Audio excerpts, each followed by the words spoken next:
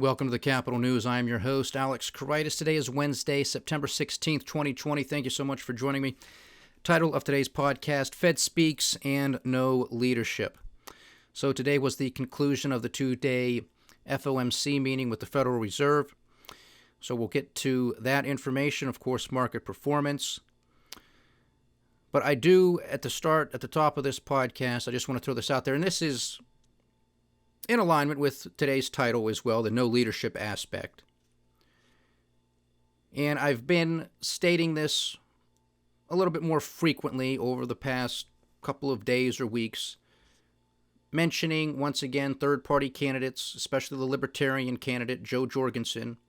She, again, is on all 50 state ballots and Washington, D.C. She deserves to be on the debate stage. If people are going to go into a voting booth or receive an absentee ballot and they see her name on that ballot in every state across this country, Americans deserve to hear what she has to say. It should be that simple, but the two-party system, they don't want any of it. They don't want any of it. Now, I understand no matter how hard I try to persuade many of you in the audience, and this audience is diverse, and that's a good thing. I don't want to simply preach to the choir. I want diversity of opinion and ideas. I want my opinions and my analysis challenged. That's how we make it better. That's how we strengthen our arguments. That's how we learn something new. That's what this country has to get back to, because if you just hear that somebody's a Republican and you're a Democrat, you want nothing to do with them, and vice versa. This division has got to stop, and unfortunately, we have no leadership. Nobody is attempting to really unify and unite this country. But I do believe if people heard the platform of the Libertarian Party and heard what Dr. Jo Jorgensen has to say, a lot of people would think twice.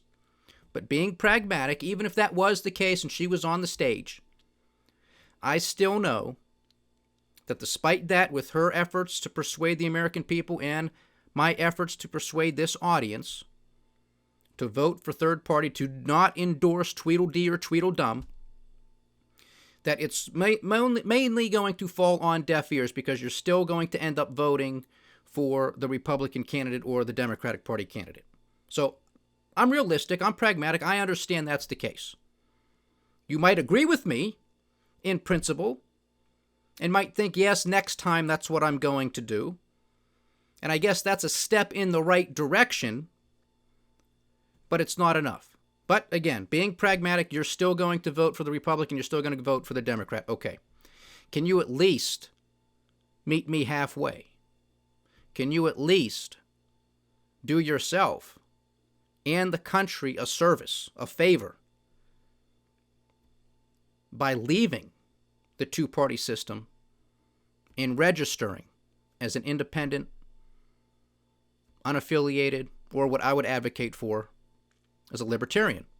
But do your homework on the Libertarian Party, see if that's what you agree with. And I think most of you will. Because the two-party system has run its course. It has driven us too far into those respective silos where you can't even have a conversation, where members of Congress can't even have a conversation with the other side. As soon as they hear that it's an idea from the other party, they're done. They don't even want to go forward with it, unless, of course, it's something that's really going to pile everything on and really screw the American people, like the Nobody Cares Act or the Patriot Act or all this other crap. Those types of bills, they can get together on. Anything that really starts to screw this country over, that puts a huge price tag on the backs of the American people, that's where they can come together and compromise. Anywhere else, not so much. But that's just further evidence of the decline and the decay of this country, unfortunately. So I know most of my arguments are going to fall on deaf ears. Even if you take it to heart, even if you believe it, you're going to shrug it off and you're still going to vote for Trump, you're still going to vote for Biden. Okay, I understand that. I understand that. At least meet me halfway, because it doesn't get more peaceful than that. It sends a message to the two-party system that they're on notice. And it sends a message to to third parties, and I hope particularly the Libertarian Party, that people want another option. And not only do they want another option, but they want the libertarian voice to be heard and to be a part of the national conversation and a driving force behind the policies that are needed to turn this country around in the right direction. Because we are in decline, we are in decay. And I don't think there's any doubt about that. So please do that. Market performance on the back of the Federal Reserve's comments today, that of Chairman Jerome Powell. And again, he again, Tweedledee, Tweedledum, and now we got, the other idiot here. Hear no evil, see no evil, speak no evil, no. It's one monkey after the next. And obviously the third monkey is Jerome Powell. He gave a terrible, terrible performance during his press conference. And I think he knows that the game is over. He knows that the Federal Reserve is out of ammunition. Even though he was asked that very question, are you out of ammo? No, of course he's not going to say, yes, we're out of ammunition. So he said, no, we're not out of ammunition. There's still a lot we can do. There isn't. There isn't. Go to thecapitalnews.com and check out one of our capital economics presentations under the videos tab. Our central bank's trapped. I believe that was the first video that we put out there, the first presentation we put together. It's not that long. Are central banks trapped? The answer is yes. That was over a year ago, I think last July. They've been out of ammunition. They are pushing on a string. This is all a con job. This is a confidence game. A confidence man is a con man. This is a con job. This is all a bunch of smoke and mirrors, and it's every single day in your face. With the bogus unemployment numbers that they throw down your throat, the headlines they just want you to focus on, don't go underneath the hood, don't take a look at what's really going on, pay no attention to the man behind the curtain, just listen to me. Super V recovery, it's all nonsense. It's all nonsense. The game is over. There is no leadership. The world is crying out for leadership. It has been crying out for leadership. It's been crying out for the truth. It gets neither. Global protests prior to COVID-19, this is why. They're continuing, this is why. They're going to pick up. They are going to gain momentum. There is going to be massive political sea change. We ain't seen nothing yet. So he comes out, Jerome Powell, starts making his comments. Of course, the Federal Reserve is keeping rates low. No change there. They're going to keep rates near the zero bound, at least until 2023. But, they used to be data dependent. Now it's like, well, screw the data. We don't care. We're just going to be out there till 2023. Until, of course, something else happens, and then they'll change their minds again. They have zero credibility if you pay attention to them. Again, the problem is most of this country doesn't even know that they exist, let alone what they do. So it's one thing after the next with these guys. But if you do pay attention, and we do, zero credibility. None whatsoever. And the markets knew what was coming today. This is no surprise because you had, a couple weeks ago, and we covered this too, it's the central bank retreat that usually takes place in Jackson Hole, Wyoming. Due to COVID, it didn't take place. It was more of a virtual symposium. This decision was already made. So it's not like this was a big shock to the markets. It was just going to be a question of how Jay Powell further expressed and explained this policy. And he did a terrible job. The guy has a terrible poker face. He's clearing his throat all the time. I mean, the body language just isn't good. And this was not in person. This was a virtual event as well, so the reporters weren't in the room. Some of them asked a couple decent questions, but again, it was par for the course. And if they asked a tough question, Jay Powell was, of course, going to continue to dance around it and not hit the heart of it. But there were a couple good questions that we're going to focus on because at yesterday's podcast, I brought that up again. The only question I wanted asked was, did you discover the free lunch? What are the limitations of these policies? Because we're not hearing that there are any negative side effects whatsoever. So why can't you give everybody $1 million? If you're so concerned with the economic inequality that exists within this country, and it does exist, then why don't you just make everybody a millionaire and everybody's going to be perfectly fine? Because you tell us, the White House tells us, Congress tells us that there's no negative side effects. Congress loves it. Congress loves it because they don't have to go to the people and demand higher taxes. We can just print the money, which is inflation, which is the most devastating and destructive form of taxation that there is. So Congress loves it. The White House loves it because it continues to throw more money into the system. Stock markets get to go up. Thunder Thumbs gets to tweet out that the stock market's making new highs, blah, blah, blah, blah, blah. And the Federal Reserve loves it because that's their mandate, and they get to kick the can down the road too and not take any responsibility. So this unholy trinity between the Federal Reserve, Congress, and the White House is going to continue. Okay? And you are going to pay the cost of it. All right? And the vast majority of the, I don't even like using the word benefits, but I mean, there are a lot of people making a lot of money off of this because that's where the money goes. Follow the money, who benefits, that's so you know who the system is working for. And it is collapsing. It is collapsing, and it's collapsing globally. So Jay Powell's out there making his comments. Initially, you had the Dow Jones Industrial Average rally, and the S&P kind of followed suit. The Russell 2000, the small cap index, was kind of up for the day to begin with, but the NASDAQ, I guess, didn't get the memo. Surprisingly, of all the indexes, the NASDAQ didn't get the memo and was relatively flattened down for most of the day, and then it went down further, and even the major averages after the rally, closed lower at the end of the day. It's because a lot of this stuff was already priced in. It's because there's nothing that Jay Powell can really do at this point. He is out of ammunition. He knows it. He wants the federal government to do more stimulus, quote-unquote stimulus, spend more money. Let's put it that way. Because the government doesn't have it. So they need a financier to buy up all of these junk notes that they would have to issue. Well, the market doesn't want these junk notes that Uncle Sam's going to issue. But the Federal Reserve will buy them up. Because that's the system, that's the game. So until Congress really passes another spending bill, the hands of the Federal Reserve are somewhat tied. Can they continue to go out and buy? Yeah, they can. They're going to continue to expand their balance sheet. Make no mistake about it. We are, again, north of $7 trillion as of last week's data. We'll get the update tomorrow and have that discussion. But we're at $7 trillion on the Federal Reserve's balance sheet. That was an increase of $3 trillion over this spring and summer. The drop of a hat.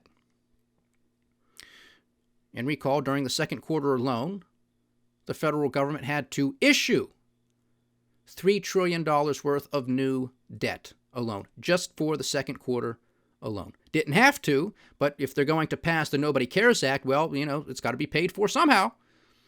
We don't have the money. We only bring in about $3 trillion to begin with across the board with all taxes and tariffs, $3 trillion.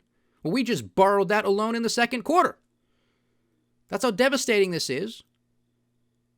And then you get Thunder Thumbs this morning tweeting out, we need more spending and go big. And he calls out the Republicans and he says, go big. Go ahead and do it. Because it's all going to come back to us anyway. Just go ahead and do it. Republicans have no leg to stand on whatsoever. Fiscal conservatives, nope, you're done. I don't want to hear it. I don't want to see your mouth move when it comes to being fiscally responsible. You're done. You've lost all credibility. You're in the garbage heap with the Federal Reserve. You're done. And that doesn't support the Democrats either because they're Looney Tunes and they don't know basic math either. But at least they say, well, we got to tax you to pay for this stuff that we want. It's ridiculous, but at least they're trying to pay for it. Not going to make it, but at least they're trying to pay for it. But so everybody's in the garbage heap. That's why you got to leave them. They've left you a long time ago. Yeah, they can put on a show, they can put on their circus, they can turn on the music, put on the videos, make you cry, make you laugh, make you feel patriotic, and then you fall for the trap again, and then you scratch your head 4 years later. Why am I here again? How can this be? I voted for blah, blah, blah, blah, blah. They did a good show. Yeah, that's all it is. It's a show. It's a con job. You fell for it. Don't do it. That's where we are. Wake up. Please. wake up. So that's the game that's being played. All these shenanigans.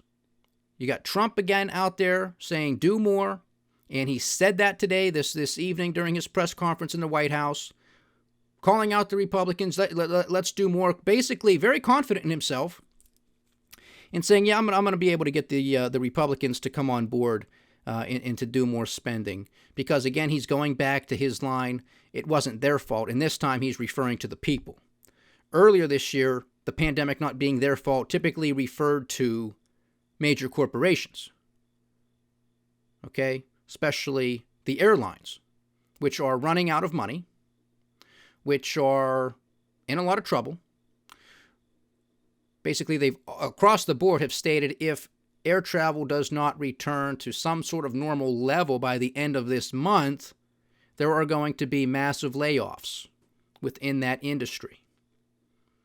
And at the end of this month was just an arbitrary date because that's when their quote-unquote bailout money expires. So that's their deal. If we give you money, you can't involuntarily lay people off. You can give them a buyout package so they can voluntarily leave, but you can't just say massive layoffs, you're gone. Can't do that. So those are going to be good paying jobs that are going to be gone in October almost immediately, unless, of course, the government wants to give them more money, okay, which means you. So Trump's out there. It's not their fault. It's not the people's fault. We got to give them more money. Even though it's your money, we're going to have to go to the Banana Republic printing press. So Jay Powell is going to get his wish. He's going to be able to print more money, buy more junk debt from the federal government. Balance sheet will go up. God only knows what. I mean, even if you just focused right now from an annualized basis as to what the Federal Reserve is purchasing in U.S. debt, mortgage-backed securities, what have you, across the spectrum, that would be an additional $1.2 trillion. I mean, these numbers are huge, and everybody is growing numb to them. Before you know it, we're going to be in quadrillions.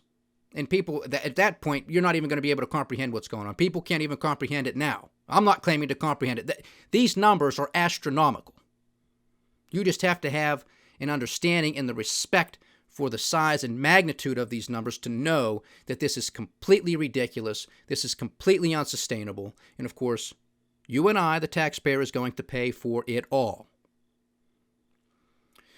And finally, there was a question today to Jerome Powell, where a reporter asked him about this Main Street lending facility that you have. About $600 billion. There's only about $1 billion or so that has been used. Main Street lending facility. $1 billion. Out of all that money that's sitting in there that can be used for small businesses. Only $1 billion. You know, we talked the other day. Small business pulse check. Article, I believe, was out of Axios, who was focused on the Goldman Sachs Small Business Survey. There was some good news in that survey, and there was some bad news. And unfortunately, some of the good news was sort of straddling the line. Check out that podcast if you missed it. Small Business Pulse Check. So what's going on here? Why isn't more of this emergency facility that has been established, why isn't it being taken advantage of? Because we know the numbers. We know how many small businesses have closed their doors permanently. We know how many small businesses, at least to a decent degree, we know how bad the situation remains across the country. Why is only $1 billion going out? Well, Jay Powell says, well, you know, there's been some mishaps, some miscommunications between the Federal Reserve and the Treasury Department and the banks themselves. Because the banks, or I'm sorry, I should take this back. This was not Jay Powell saying this. This was the reporter elaborating on his question that he had sources that was saying that this was some of the background. So excuse me on that. Again, this is the reporter providing some background, saying that there was miscommunication between the Fed, the Treasury Department, and the banks who would be administering this money. And according to this reporter's sources, the Treasury Department basically told the banks, minimize losses. We don't want any losses. Well, you're in a pandemic. You have various state orders that have shut businesses down completely or significantly. And now you have the Treasury Department, allegedly, and I believe this to be true because if only $1 billion is out, then I connect the dots, people. Oh, yeah, you can't, we don't want any losses. So that, by definition, is going to minimize the amount of loans that are made to small businesses that are struggling, that it wasn't their fault. They were not deemed essential businesses, even though they sold the same goods or offered the same services of a Walmart or a Lowe's or a Home Depot. Walmart, Home Depot, Lowe's, they can stay open. They're essential. But if you're a small business and you offer those same goods, services, nope, you got to close down. Connect the dots here, ladies and gentlemen. Who does the system work for? And they said, don't give them any money. Well, not like that. We minimize losses. We're in the Greatest Depression. These companies aren't going to survive. They're shut down by state order. They're not going to make money. They're not going to be able to pay them back. So that means you're going to have losses. Even though we were told several months ago, with those relatively frequent updates to the Nobody Cares Act and how it was being administered and rolled out, Treasury Secretary Steven Mnuchin said, yes, we are already calculating losses on a net basis. That is built in. That is what we were expecting.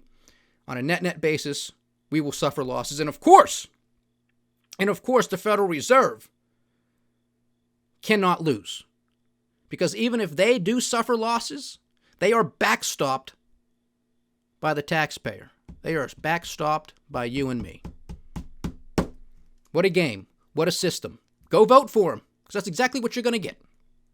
More of the same. So I commend that reporter, that journalist, for asking that question and for providing that background, that the banks are basically told, minimize your losses. And then the answer from Jay Powell was basically in agreement with that. Well, the banks, they're tightening up here. They don't want to make bad loans. The banks don't want to make bad loans. Are you kidding me? The banks don't want to make bad loans. They've never done this before. The subprime crisis and all that jazz, that's never happened before. They don't make bad loans. Have you looked at the corporate debt market? You think all of these zombie companies are going to be able to sustain themselves? They don't make bad loans? This is the best Jay Powell can come up with? He's sinking. He's sinking. He is drowning in the debt that he throws out into the system. This is a sinking ship. And, the rats, they're abandoning ship, but not before they get on the lifeboats and not before they take all the food and everything else, leaving the scraps to everybody else if you're lucky enough to get them. And as we stated earlier this week, following that NPR and Harvard survey, we know half the country is broke. It's heartbreaking. It's a travesty. So simply ask the question again. If you're concerned about income inequality, which the Federal Reserve creates, they'll never admit to that, but they do, then why don't you just give everybody $1 million? Or, pick a number. Even $100,000, $50,000 would be life-changing money to people who are broke. Why can't make the number 50,000 if you want to be more quote-unquote reasonable. If you think $1 million's, just being a little bit hyperbolic there. Make it 50,000. It'd be life-changing for these people. I don't know about that. We're just going to keep putting the trillions. We're going to throw it into the system. We got to stabilize markets. And that was his phrase, by the way, today. These actions are to stabilize markets. No, Mr. Powell, they should be to stabilize the economy. To stabilize the economy. And again, the Federal Reserve has a dual mandate of full employment and price stability. Yet, the Federal Reserve continues to put out there that they want to target and achieve inflation at 2%, and if it goes over 2%, that's perfectly okay. Because it's average inflation, whatever this means. You're not going to find this in any reputable economics textbook, okay? Because it's nowhere to be seen. They're making this stuff up as they go to justify their existence, to justify their fraud, their corruption, their nepotism. It's all this is. It's a big game, and you're going to pay the bill. You already are, and you're going to continue to do it, and you ain't seen nothing yet.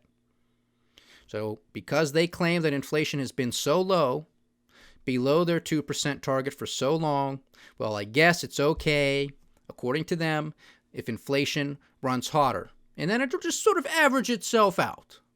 How do you feel about that? How do you feel about that? You have job security?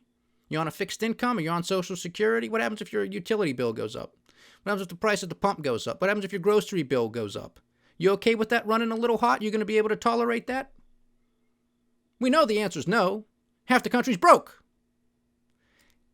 Every little bit of a difference in the higher price level is going to cause that much more of a problem for these individuals and for these families. But that's what's going to happen, because you have to focus on the necessities. The Apple Watches and all these other little gadgets and gizmos, I don't care what the price of those things are, because most people are going to be focused on the necessities. What are the price of those goods and services? And they're going up. They're going up. So that's some of that market performance, how it's put out, not what's going on right now. We have the dollar index up 93.513, a little bit of a rally in the dollar, and a decrease, corresponding decline in the euro, the British pound, the Aussie dollar, New Zealand dollar, Japanese yen. Pretty much across the board, we got some dollar strength going on right now. Overnight markets, we have the Dow Jones Industrial Average down 0.8%. The S&P 500 is down 0.9%. NASDAQ 100 is also down 1 percentage point at the time of the podcast. Cash trade in Japan is down 0.6%. Mixed bag across the pond in Europe. Cash trade in Australia is also down 1 percentage point. On the share front, the big boys, Apple lost 3%. Tesla gave back 1.7%. Microsoft also gave back 1.7%, 1.8%. Amazon gave back 2.5%. Alphabet, the parent company of Google, gave back 1.5%. And Facebook was also down for the day, giving back 3 1/3 percentage points. A strong rally today with oil, although that is starting to pull back. Also right now, we have WTI trading at $39.64 per barrel. Brent is at $41.75. Natural gas pulled back as well throughout the day, $2.24. Not too much action or excitement during the day trade with respect to gold and silver. However, both are trading down as well at the time of the podcast. Spot gold is down 1%, trading at $1,939 an ounce. Silver spot is down 1.5%, trading at $26.80. To round it out, Uncle Sam's 10-year junk note is yielding 0.67%. On this note, I just want to make comment on the MOVE index, MOVE, the MOVE index. This is akin to the VIX, the volatility index. Of course, the VIX corresponds to the S&P 500. The MOVE index corresponds to the bond market, which is, of course, a much, much bigger market. It really tells the story. That's where you get your best signals, at least historically speaking. We have been range-bound, very tight consolidation for quite a while within the bond market, the U.S. bond market. And the MOVE index is nearing an all-time low, where the all-time low, I believe, was experienced back in, it was this summer. I think it was in the month of July, but I could be wrong on that. But nonetheless, it was this year. And as I have stated many times before, in addition to my volatility model, which just looks at the stock market, but it's very simplistic. I like simple. When you have low levels of volatility, especially for a prolonged period of time, history tells us that that is the calm before the storm. So the fact that you have the MOVE index getting back to an all-time low tells me this is the calm before the storm. when you have the S&P 500 with the stock market hitting all-time highs recently, of course, but you still have the VIX trading in the 20s, 25, 26 points, that too is basically breaking records, because one would assume, basing this on history, that if you had the S&P 500 reaching all-time highs, that the VIX would be much, much lower. Before the massive sell-off in the spring, the VIX was at, I think, 13, 14 points. So we are well above that and still hanging on in that range. So this is some signaling, and we talked about that not too long ago. S&P 500 making an all-time high with the VIX as high as it was. This is history in the making.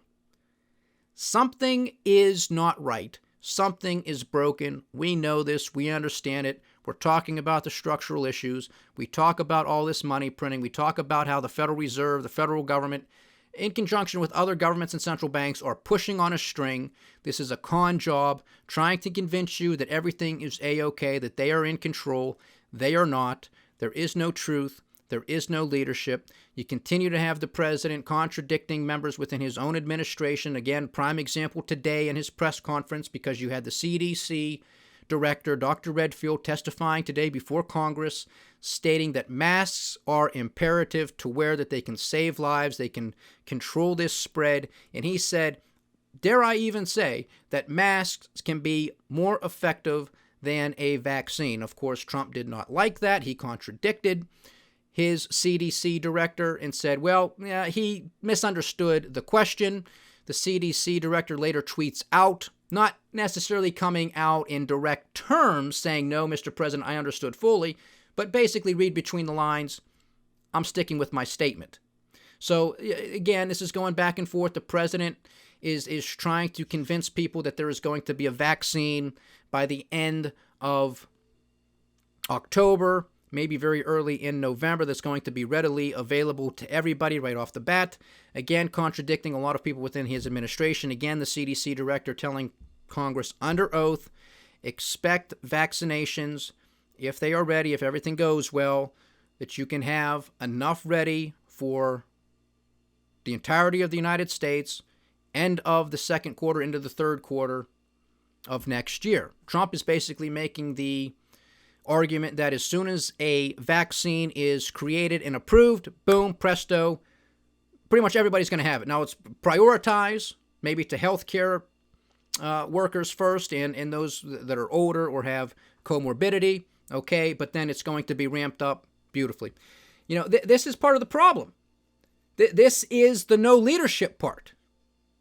This is this communication cluster, you know what, that we have been experiencing. The president could have done more. The president had the opportunity to use this pandemic as a way to unite this country, to look after each other, to practice social distancing and do a whole host of things that could have been done. Now you got a lot of people who, you know, they get in fistfights with each other if somebody's wearing a mask and somebody isn't. Now, of course, those people have to be responsible for their own actions, but, you know, this is a failure of leadership. There is no leadership.